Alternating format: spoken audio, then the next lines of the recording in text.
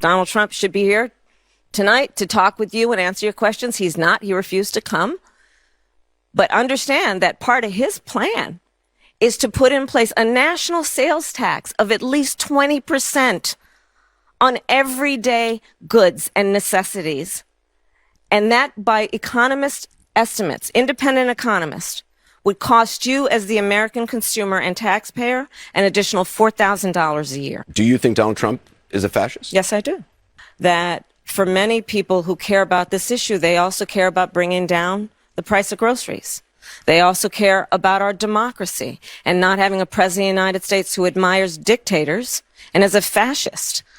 They also care about the fact that we need practical, common sense solutions from a leader who is willing to work across the aisle on behalf of the American people and not themselves. They want a president who cares about a fundamental freedom to make decisions about your own body, understanding that we're not trying to change anyone's belief, but let's not have the government telling women what to do with their body. Go online to listen to John Kelly, the former chief of staff of Donald Trump, who has told us, Donald Trump said, why aren't my generals like those of Hitler's? Like Hitler. My administration will not be a continuation of the Biden administration. I bring to this role my own ideas and my own experience. I represent a new generation of leadership on a number of issues and believe that we have to actually take new approaches. For example, what we talked about in terms of housing.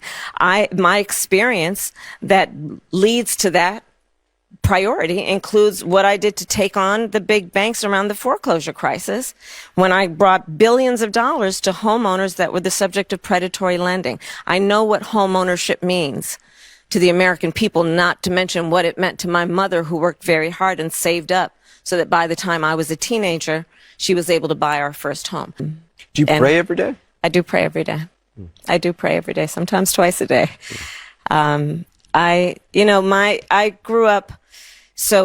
We grew up at a little neighborhood church in Oakland, 23rd Avenue Church of God, and I was raised to believe in a loving God, to believe that your faith is a verb, you live your faith, and that the way that one should do that is that your work and your life's work should be to think about how you can serve in a way that is uplifting other people, that is about caring for other people. And that guides a lot of how I think about my work and what is important. You've talked about your mom, Kamala Harris, who died 15 years ago. What has grief been like for you? Do you still grieve? Yeah, you don't stop grieving. You don't stop grieving. I mean, I think that there are like two sides to a coin when you have lost somebody you love.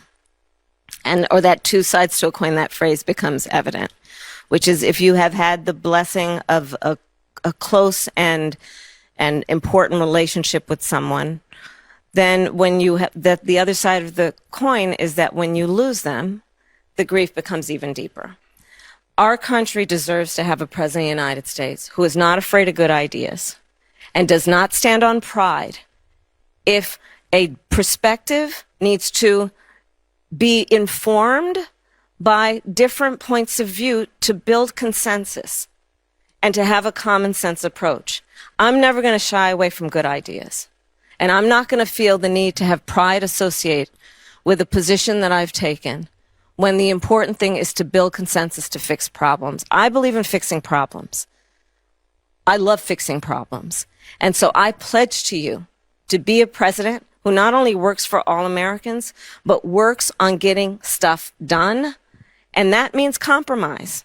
And it doesn't mean compromising your values or your principles, but it does mean working to get stuff done. The enemy is within. He's talking about the American people. He's talking about journalists, judges, nonpartisan election officials. He has talked about, as John Kelly has talked about, Can he send the military after peaceful protesters? And he's going to sit there unstable, unhinged, plotting his revenge, plotting his retribution, creating an enemies list. I'm going to tell you, my list will be a list of how I address and continue to address the issues that you all are raising this afternoon and evening. It will be a to-do list about how we can impact the American people and lift up the American people and address some of the challenges that we continue to face.